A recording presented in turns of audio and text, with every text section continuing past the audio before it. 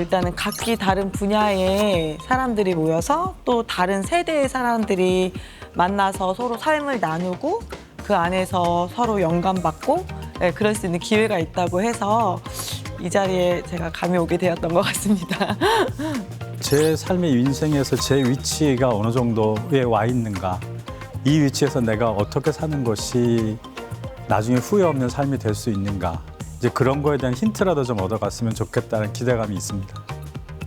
그 젊은 세대와 세대 간의 그 갈등 혹은 그 몰랐던 그 부분들을 오늘 이 여러 세대를 통해서 대화를 통해서 함께 알아가고자 해서 이 프로그램에 참여하게 됐습니다. 제가 러닝 일을 하다 보니까 만나는 사람들이 정말 한정적이거든요. 한정적인 사람들만 만나다 보면 제가 사고하는 아이디어나 개념도 마찬가지로 한정지어지는 것 같아서 이번에는 다른 분야의 또 다른 세대 분들을 만나면 또 새로운 생각도 들고 또 새로운 배움도 깨닫지 않을까 해서 이렇게 찾아오게 됐습니다.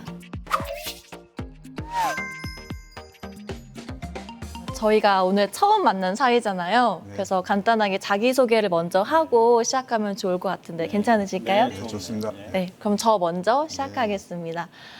일단 올해 저는 29살이고 이름은 안정은이고요. 저를 표현하는 게 뭐가 있을까라고 생각을 하다가 집에 있는 이 메달을 갖고 왔어요. 네, 지금은 이렇게 좀 캐주얼 정장을 입고 있는데 사실 저는 달리기를 하는 마라토너이자 이런 달리기로 건강한 문화를 많은 사람들에게 알리고 있는 러닝 전도사로 활동을 하고 있습니다. 만나서 반갑습니다. 반갑습니다. 안녕하세요. 저는 올해 36살 정선경이고요. 저의 직업은 지금 스킨케어 샵을 운영 중에 있고요. 동시에 저는 두 아이의 엄마. 네, 그래서 일단은 저희 아이가 지금 사용하고 있는 교과서를 갖고 와봤어요. 5학년인가 봐요. 5학년이에요. 네, 큰애가 5학년이고 작은애가 4학년이에요. 그래서 저희 아이들의 엄마의 역할이 더 커서 제가 준비해봤습니다. 잘 부탁드립니다. 반갑습니다. 안녕하세요. 저는 67세 박홍주라고 합니다. 현재 하고 있는 일은 종로구 익선동에서 캘리그라피 학원을 운영하고 있으며 제가 이 글씨를 통해서 제2의 인생의 터닝 포인트가 되었다는 것을 오늘 여기에서 이 자리에서 말씀드리고자 해서 나왔습니다.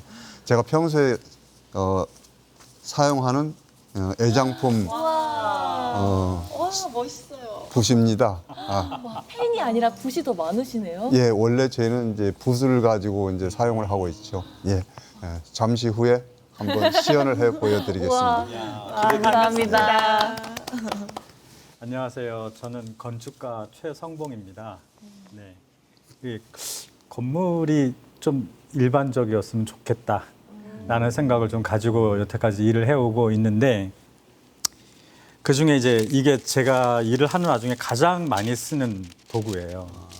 이게 원래 저 일을 하는 과정에서는 하는 걸 모든 걸 다 들여다볼 수 있어야 일이 문제되지 않게 잘 됩니다. 근데 이 종이가 전 특히 저 좋은 건 이렇게 올려놓으면 그 밑에가 다 들여다 보여요. 그리고 그 위에 새로운 걸 다시 그릴 수가 있는 종이거든요. 그래서 제가 일하면서 가장 많이 쓰는 트레이싱 페이퍼라고 합니다.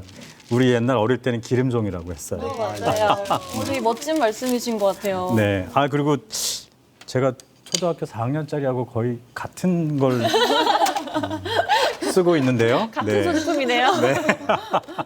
이 트레이싱 페이퍼 위에 이제 뭔가 표현하고자 할 때는 이제 색깔 같은 걸로 이런 걸 그리고 그렇게 일을 하고 있습니다. 나이는 51 됩니다. 네.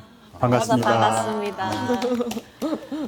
요즘 뭐 뉴스나 인터넷 기사 같은 데 보면 뭐 세대 간의 갈등 혹은 뭐 소통이 부족한 뭐 불통 이런 이야기가 정말 많잖아요. 그래서 뭐 처음부터 무거운 주제로 하기에는 좀 그러니까 가볍게 내 세대에 생각하는 뭐 소통이란 뭐 세대 간의 그런 소통이란 어떤 건지 한번 같이 의견을 나눠봤어요. 재밌겠네요. 네. 다 나이대도 다르고 하니까 이제 먼저 그 부분에 있어서는 제가 조금 시작을 한번 해볼까요? 저는 이제 사실 지금까지 살아오면서 이 예전 그러니까 지금으로부터 벌써 60년대, 70년대 이런 과정을 거칠 때만 해도 저희 위에 어른 세대들은 진짜 그야말로 지나가는 사람들한테 예를 들어서 몰라도 인사 정도는 하고 이렇게 지나가는 옛날에 우리 예의라는 게 있었었는데 그랬죠. 예. 근자에 들어와 가지고는 이러한 것들이 사실 볼 수가 없을 정도로 좀 사회가 거리감이 느껴진다든지 이런 걸 이제 가끔 제가 느끼게 됩니다. 예를 들자면 제가 젊었을 때만 해도 지나가는 학생들, 젊은 애들이 담배를 핀다든지 그러면 이렇게 숨어서 피고 그랬었잖아요. 네, 맞아요. 지금은 오히려 담뱃불 좀 빌립시다. 딱 그러는 거예요. 그때마다 어떤 생각이 들냐면 저거를 어떻게 그냥 꿀밤을. 그 이상의 그냥 생각들을 갖곤 하는데 그런 부분들이 사실 저도 이제 나이는 먹었지만 그런 걸 좀 이해를 하면서 살아야 되겠다는 생각이 요즘에는 좀 들곤 하지요. 저는 제가 볼 때는 그냥 한마디로 얘기하면 관심인 것 같아요. 관심. 나 이외에 다른 사람에 대한 관심. 그 사람의 나이가 나보다 어리던 아니면 많던 내가 저 사람한테 관심이 없으면 말도 걸지 않게 되고 아까 선생님 말씀하셨던 그런 인사 같은 것도 잘 안 하게 되잖아요. 그렇죠. 근데 이제 내가 관심이 좀 가면 그러면 말 한마디라도 건네볼 수 있게 되고 인사라도 하게 되고 근데 사실 우리도 해외여행 같은 데 나가면 외국에서 지나가는 사람들 그냥 이렇게 인사하고 가는 거 하잖아요. 네. 근데 우리나라에 오면 다시 돌아오면 그런 거 잘 안 하잖아요. 네.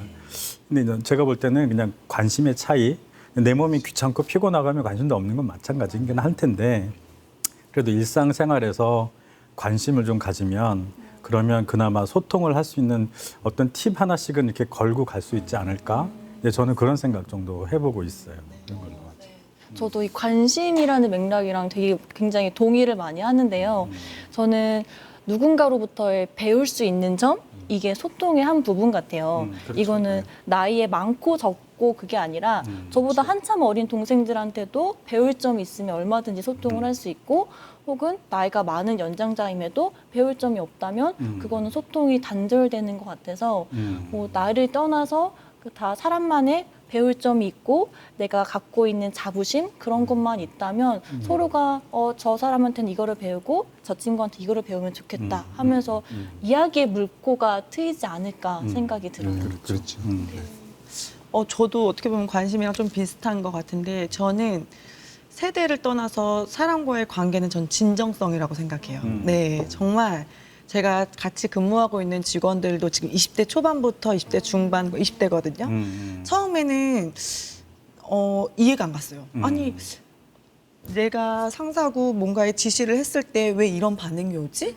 네, 제가 생각하지 못한 반응이 오다 보니까 저는 처음에 왜 이 아이들은 왜 이렇게 생각을 하고 왜 나에게 이런 행동을 하지? 라고 생각을 했더니 제가 깊이 고민해보고 깊이 생각을 해보니까 제가 진정성이 빠졌더라고요. 예, 그러니까 정말 아까 말씀하신 것처럼 관심처럼 이 친구와 상대방의 관심으로부터 진정성 있게 다가간다고 하면 분명히 그 상대방도 그걸 느끼거든요. 그렇죠. 근데 제가 네, 그게 맞아요. 빠졌더라고요. 그러다 보니까 관심이 없고 제 기준으로만 봤을 때 내 기준으로 봤을 때는 이 친구가 잘못됐다라고 판단을 하다 보니까 이 친구도 저와 소통이 안 되고 저를 이해를 못하고 그러다 보니까 어느 순간 대화가 조금 단절이 되고 예, 그런 순간이 오다 보니까 저는 모든 인간관계에서는 관심과 진정성이라고 예, 저는 그렇게 생각하고 있어요.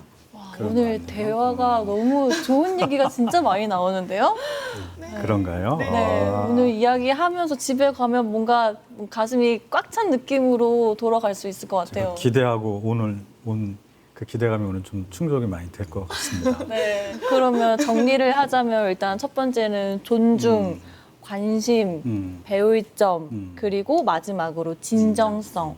이것만 있으면 정말 회사에서건 아니면 뭐 학교에서건 뭐 이렇게 의사소통하는데 조금이라도 나아지지 않을까. 많이 좋아지겠죠. 조금 나아지는 게 아니라 많이 좋아질 것 같아요. 선생님께서는 건축 일을 몇 살 때부터 시작을 하셨나요? 뭐 어릴 때부터 할 수 했다고 하면 거짓말이죠. 왜냐하면 배우지 않으면 할 수 없는 일 그렇죠. 중에 하나라서 일단은 대학을 들어가면서부터 이제 건축을 시작을 한 거라고 봐야겠죠. 네.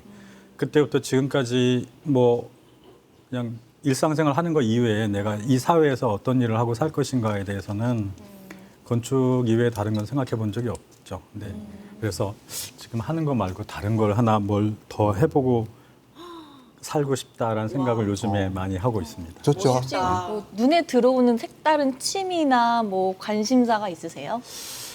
그게 너무 어려워졌어요. 예전에는 굉장히 단순했어요. 그러니까 제가 볼 때는 한 40대 초반 정도까지 삶이 복잡하지 않았던 것 같아요. 좋은 건 좋은 거, 싫은 건 싫은 거, 뭐 관심 없는 건 관심 없는 거, 뭐 복잡한 거, 간단한 거. 모든 걸 규정하기가 참 편했는데 요즘 들어서는 삶이 그렇게 이게 간단하게 되지 않는 것 같아요. 그렇죠. 이런 것 같으면서도 아니고 간단한 것 같으면서도 복잡하고 좋은 것 같으면서도 살짝 싫고 그래서 요즘에는 좀 많이 헷갈려요, 사실은. 그래서 생각이 너무 또 많아지시고 그런 것 깊어지시고. 같아요. 그래서 먼저 사신 인생 선배님께 제 나이 때는 어떻게 사셨나 이거 여쭤보고 싶은 생각이 있어요. 저는 그야말로 어떤 인생에 이제 보통 이제 계획 있게 계획성 있게 산 분이 계시다 하면은 저 같은 경우는 그냥 어떤 무계획이 계획이었던 것 같아요. 지금 이렇게 가만히 이렇게 지나온 과거를 돌이켜 보면. 그래서 조금 전에 제가 그 직업을 오로지 한 길로만 오셨다 그랬잖아요. 네. 저는 그에 반해서 너무나 많은 직업을 가지고 있었어요. 그야말로 그 하층에서부터 그 뭐 예를 들어서 그 세차장에 가서 학교 다닐 때 옛날에 신문 배달도 해보고 또 세차장 그 겨울철에 가가지고 아르바이트로 차도 닦아봐가지고 겨울에 차를 닦으니까 이 뒤에 본네트가 찬물로 갖다 걸레로 닦으니까 이게 딱 얼어갖고 딱 붙었구나. 붙어버렸어요. 붙어가지고 그 내보다 조금 상사가 그 어린 학생을 기싸대기를 아이쿠 어떻게 가지고 그때는 가능했던 시절이다. 아, 지금은 야. 큰일 났지. 그때 그 기억이 아직도 머릿속에 남아있고 그런 경험들을 이제 차츰차츰 인생을 하면서 이제 군대를 다녀오고 또 이제 그때 70년대 말 이럴 때 이제 사우디 이 붐이 건설 붐이 있었죠. 네. 그때 이제 사우디도 갔다 오고 또 이제 그렇게 또 미국도 갔다 오고 나서 이제 개인 사업도 좀 하게 됐어요. 개인 사업을 열심히 잘 했는데 그 중에서 제가 큰 병을 앓게 돼가지고 죽음의 문턱까지 다녀왔죠. 이제 99년도에 이제 식도암 말기 암 수술하고 이제 거의 인생을 포기한 그런 단계에 있었어요. 근데 저 자신은 몰랐지만 이제 주위에 우리 가족들은 이미 이제 다 포기한 상태. 그런 가운데서 저는 열심히 치료를 받고 해서 이제 뭔가 새로운 이제 조금씩 이제 몸이 회복이 되어 가는 단계에 되니까는 내가 이대로 주저앉을 수는 없다. 자식들, 애들 그때 초등학교 5학년, 6학년, 5학년 지금 뭐 딱 이 정도밖에 안 비슷한- 됐어요. 그러니까 지금은 또 40 몇 년, 20 몇 년 전이죠. 그래서 이대로 주저앉을 수는 없겠다 싶어서 제가 이제 평소에 글씨를 워낙 좋아했었고 또 제 태생이 이제 좀 시골인데 그 치즈의 고장이 저희 고향이에요. 임실이시군요. 거기에서 일찍 이제 서울 올라왔는데 그 전에 이제 그 서당을 다녔던 저는 훈장 선생님한테 직접 그 회초리 맞아가면서 그때부터 그 글씨를 배우셨던 예. 거예요? 그러한 경험이 이제 그 커가면서 네. 이제 먹고 사는데 조금 소원했다가 이제 아픔이 있은 이후로 이게 터닝 포인트가 된 것 같아요. 지금에. 그래서 지금 어찌 보면은 저는 예술이라는 게 참 맞아떨어졌던 것 같은데 돌고 돌아서 이제 노후에 이 개통에 온 것 같아요. 그래서 지금 너무 아까도 말씀드렸지만 너무너무 좋아요. 제 글씨 쓰고. 이건 굉장히 파란만장하신 건 그게 다 녹아내려서 네. 이걸로 표현이 되시는 것 같은. 네. 예, 예. 만약에 선생님께서 그 앞에 뭐 실패나 시련, 아픔, 고통 이런 게 없으셨다면 지금의 그런 멋있는 글씨는 또 안 나왔을 것 같아요. 근데 아까 터닝 포인트 말씀해 주셨는데 저에게도 터닝 포인트가 하나 있었거든요. 저는 지금 이 운동 관련해서 러닝 쪽 일을 하고 있기는 하는데 사실 저는 컴퓨터 공학을 전공했던 그냥 평범한 공대생이었어요. 그래서 4학년 동안 열심히 공부를 하고 개발자가 됐죠. 개발자가 돼서 일을 하고 있는데 제가 생각했던 일이랑은 전혀 다른 일이더라고요. 그러니까 저는 이렇게 만나서 이야기를 나누고 같이 무언가를 쌓아 나가는 걸 좋아하는데 개발자라는 직업은 그냥 노트북 앞에 앉아서 컴퓨터랑만 일방적으로 대화를 하다 보니까 이것도 어떻게 보면 소통의 단절인 거죠. 그래서 이야기를 나눌 사람이 없고 고민을 털어놓을 사람이 없다 보니까 아, 이 일은 내가 평생 못하겠다라고 생각이 들어서 6개월 만에 퇴사를 해버리고 원래부터 제가 정말 하고 싶었던 승무원에 다시 처음부터 도전을 했어요. 그래서 1년 동안 정말 열심히 준비했거든요. 뭐 영어 공부, 중국어 공부, 압박 면접 연습, 뭐 물론 다이어트도 했고요. 그렇게 1년 동안 열심히 준비를 해서 원하던 중국 항공사에 들어갔어요. 그래서 아, 이제부터 내 꿈이 펼쳐지는구나. 나도 부모님께 자랑스러운 딸이 되고 친구들에게 한턱 쏠 수 있겠구나라고 생각을 했었는데 그때 당시에 기억하실지 모르겠지만 그때가 16년도였거든요. 그때 사드 문제가 터져서 미사일. 네, 미사일 사드 문제가 터져서 중국에서 맞아요. 가야 되는데 중국과 한국 간의 그 사드 문제로 인해서 한국인 합격생들에게 취업 비자를 내주지 않더라고요. 어려운 시절이었구나. 네, 그래서 처음에 뭐 한두 달은 좋았죠. 보험이 들어져 있는 셈이니까 못 만났던 친구들 만나고 가고 싶던 여행지도 가면서 그렇게 시간을 보냈는데 이게 1년이 지나고 1년 반, 2년이 지나니까 주변에서는 이런 이야기가 들려오더라고요. 너 합격한 거 뻥치는 거 아니야? 너 뻥이지? 뻥치고 다른 데 준비하는 거지? 이런 이야기를 하기도 하고 또 어떤 분들은 정훈아 너 사기당한 거 아니니? 그 회사 있기는 한 거니?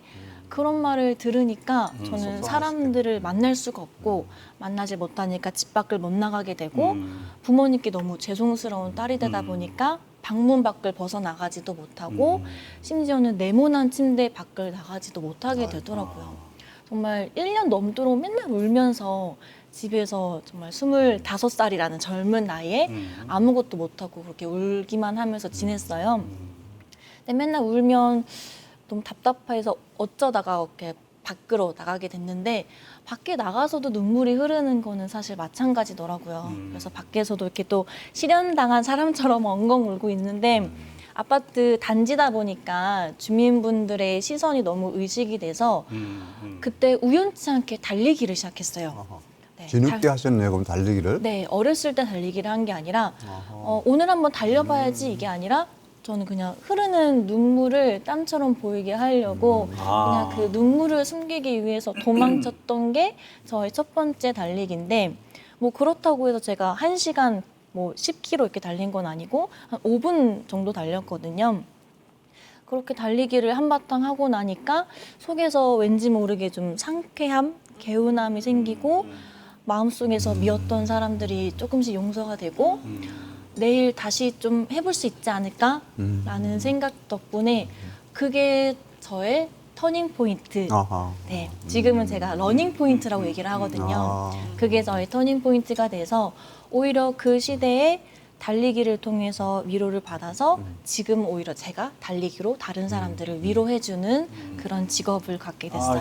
와, 멋있다. 감사합니다. 정말 멋있어요, 진짜. 그때 제가 만약에 중국으로 가서 일을 했거나 아니면 그때 이런 달리기를 접하지 않았더라면 그런 힘든 시절 터닝 포인트가 없었더라면 지금의 이런 저의 모습도 없었을 것 같아요. 박 선생님도 마찬가지고 똑같이 지금 이 자리에 그걸 만들기 위해서 그 과정이 있었던 거네요. 맞아요. 응? 그렇게 네. 봐야겠다. 그죠? 네, 인생에 있어서 성공이랑 실패는 없는 것 같고 그냥 나아가는 과정일 뿐이지 네, 그거를 실패라고 이야기를 하고 성공이라고 내가 정의를 하는 거는 그냥 나만의 정의이지 그게 딱 실패, 성공 이렇게 분류가 나눠져 있는 것 같지는 않아요. 그렇죠. 예. 어찌 보면 전화위복이 될 수도 있는 거고. 맞습니다.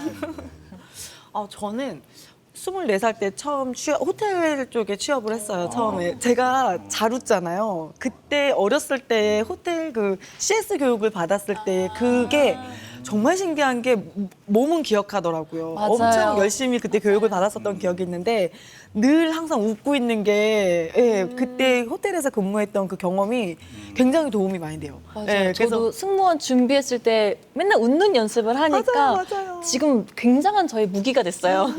저도 해야겠는데. 새로운 또 도전을. 네, 그래서 저는 일단은 이제 호텔에서 처음 근무를 해서 제가 생각보다 좀 일찍 결혼을 했어요. 이제 24살 때 처음 취업하자마자 거기서 이제 저는 호텔 그냥 막내 직원이었고 저희 남편은 그때 당시에 이제 호텔 지배인님이셨어요.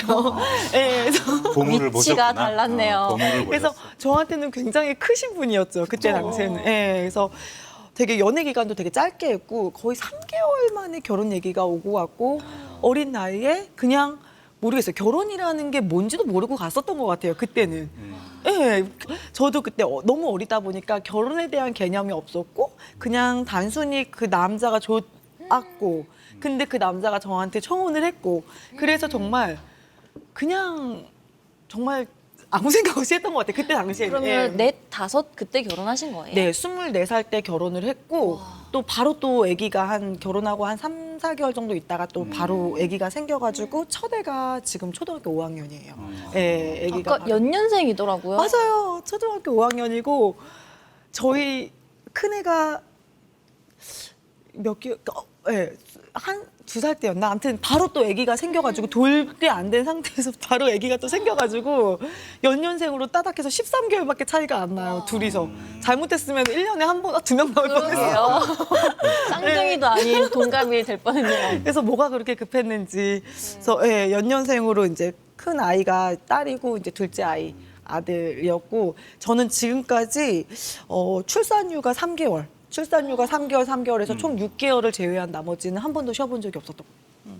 그래서 처음에 이제 아이가 유치원을 가면서 이제 그 사회 경험하는 거에 대해서 적응을 좀 못했을 때 그때가 가장 힘들었었고 그리고 또 제일 힘들었던 거는 이제 아이가 아팠을 때 아이가 많이 이제 또 둘이다 보니까 정말 하루 걸러 막 두 아이가 진짜 열이 나고 막 38도 이상으로 열이 나고 새벽에 둘째 아이는 경기를 굉장히 많이 해가지고 응급실을 한 10번은 갔었던 것 같아요.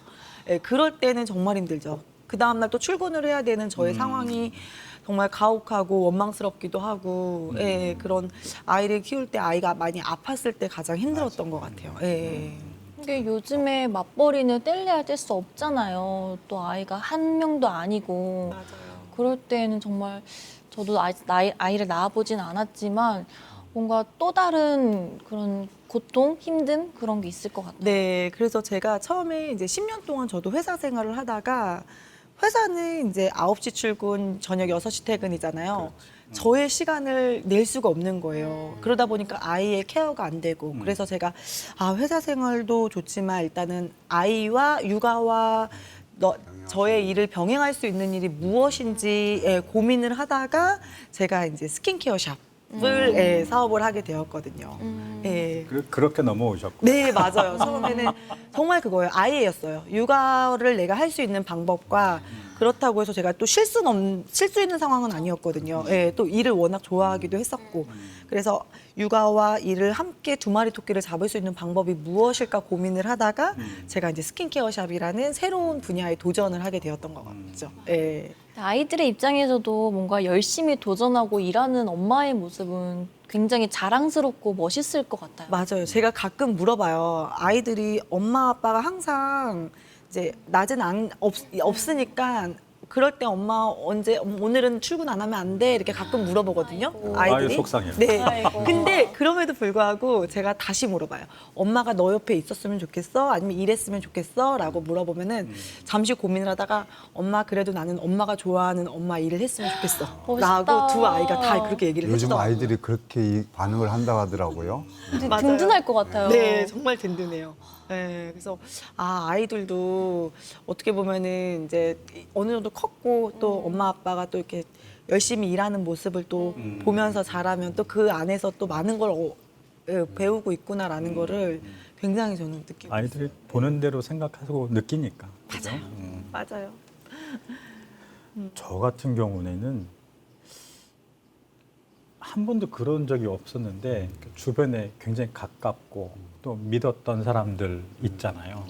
근데 그런 사람들이 하고 한 번도 문제가 있거나 뭐 그래 본 적이 없었는데 최근에는 물론 이제 개인적으로 아주 가깝거나 이런 건 아닌데 일적으로 굉장히 신뢰를 하고 이렇게 같이 일해왔던 사람들인데 근데 그 사람들이 결과가 다른 거예요.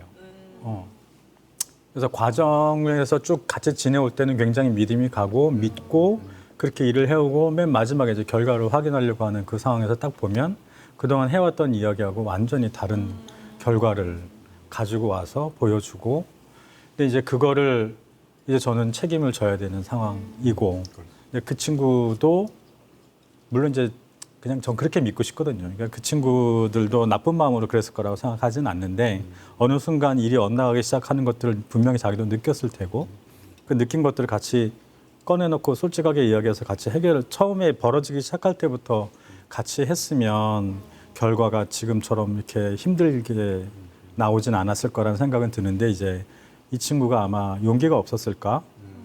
겁이 났을까? 벌어지기 시작할 때부터 이야기를 해주지 않고 다 끝난 다음에 일이 이만큼 차이가 난 상태에서 이제 딱 꺼내놓고 난 모르겠다.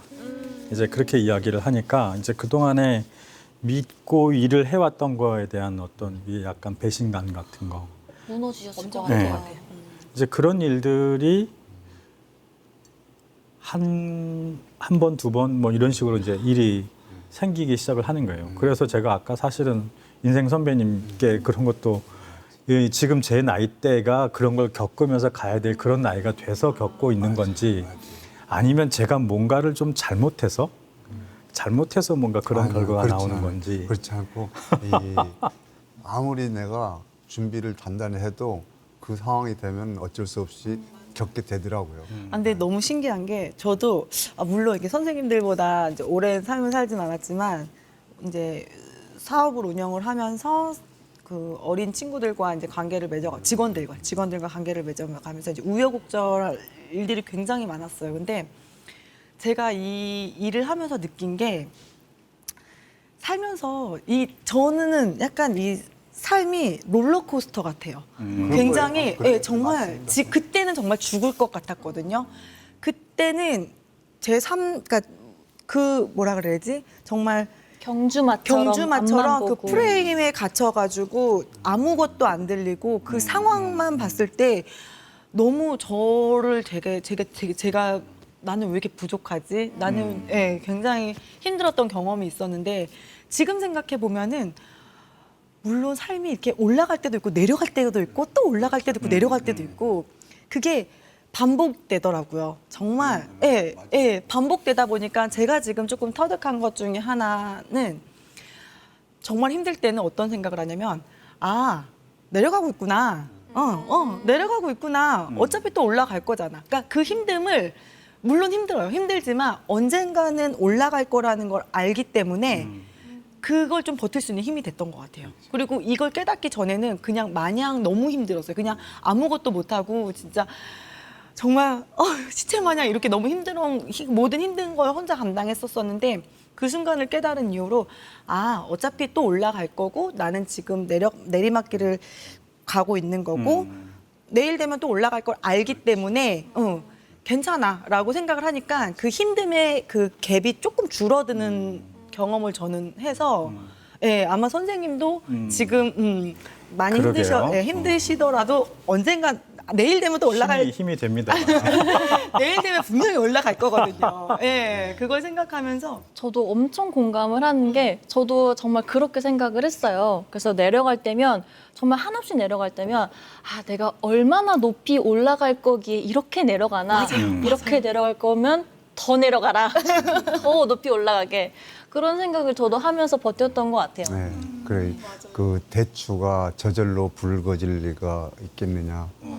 온갖 비바람을 헤치면서 이 세월이 흘러서 그 바람도 맞고 비도 때려 맞고 그렇게 이제 세월이 흐른 다음에 붉어지는 거고. 네.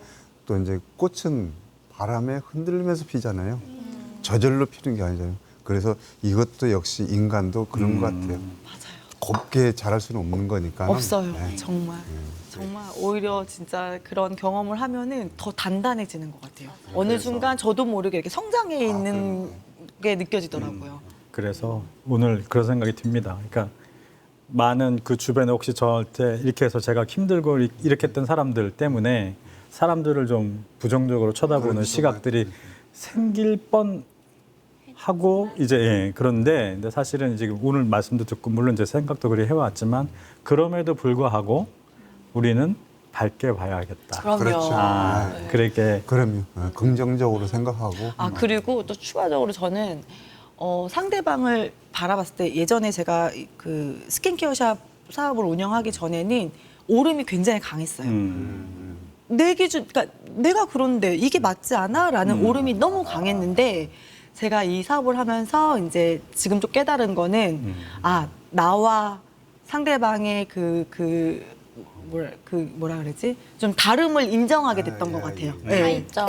다름. 그러니까 나는 이렇게 생각하지만 상대방은 그렇게 생각할 수도 있겠구나라는 거를 좀 인정을 하다 보니까 내가 상대방이 될 수도 없고 상대방이 내가 될 수 없는 것처럼 다름을 인정하다 보니까 마음이 조금 편안해지더라고요. 그게 굉장히 중요한 얘기인 것 같아요. 진짜. 특히 우리가 처음에 얘기했던 그 소통에 대한 문제도 사실은 관심, 하지만 나와 다른 거를 인정하고 받아들일 수 있는 그 마음이 이해하고 말은 참 굉장히 편하게 우리가 하는데 실제로 그걸 하려고 그러면 참 쉽지 않아요. 그거.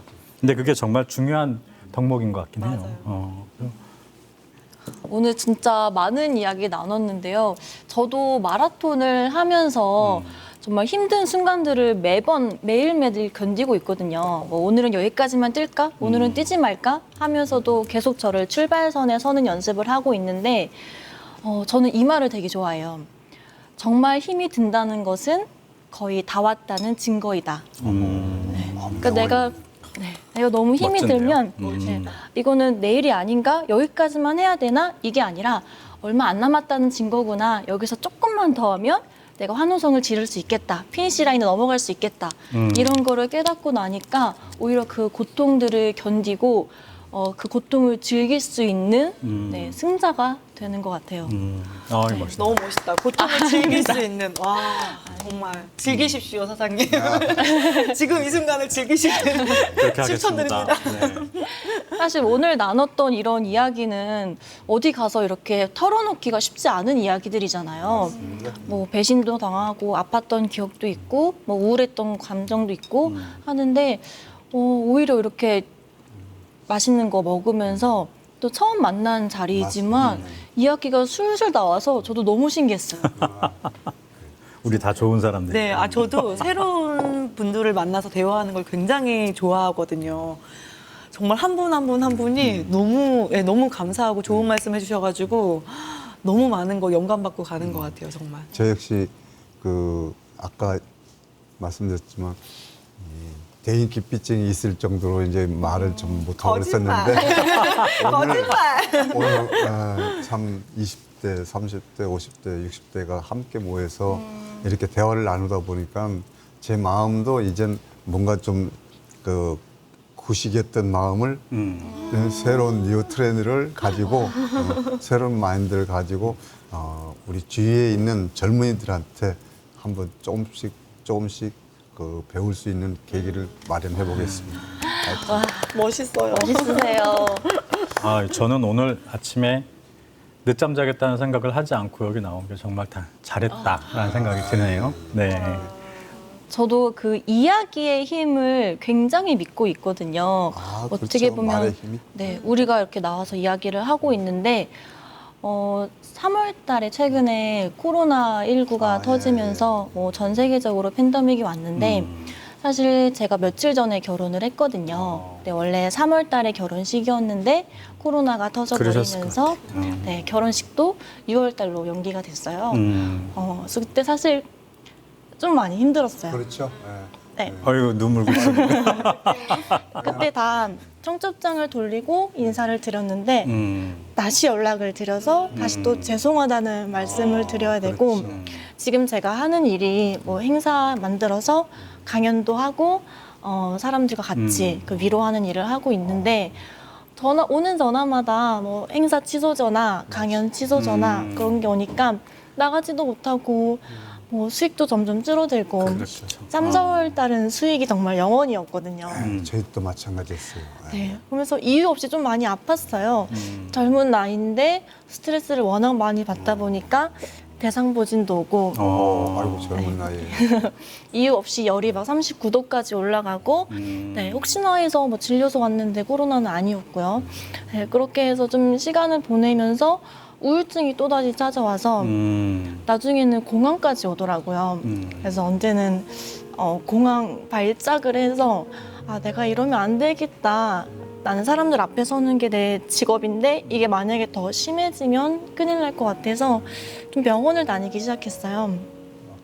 네, 정신과에 다녀서 또 상담도 받고 또 그거를 계기로 사람들이랑 오히려 더 밖으로 나가서 이야기를 많이 하면서 저희 이야기를 털어놓기 시작했거든요.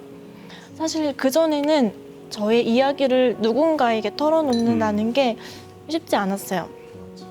아직 어린 나이이기도 하고 내가 이런 말을 꺼내서 이게 나의 약점이 되면 어떡하지? 저 사람이 나한테 선입견을 가지고 나를 좀 이상하게 생각하면 어떡하지? 라는 생각 때문에 이야기를 못했는데 그때 상담을 받고 이야기를 털어놓으면 털어놓을수록 내 자신이 조금 더 가벼워지는 느낌을 많이 받더라고요.